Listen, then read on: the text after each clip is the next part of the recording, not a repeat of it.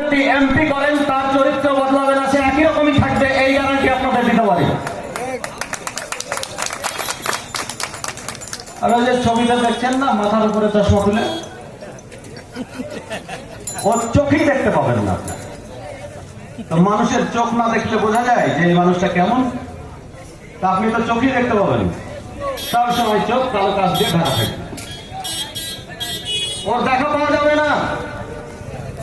কাজেই সৃজন ভট্টাচার্য এতটুকু বয়স থেকে রাজনীতি করছে, বর্তমানে ছাত্র আন্দোলনের সর্বভারতীয় নেতা, পশ্চিম বাংলার আনাচে কানাচে সে গিয়েছে।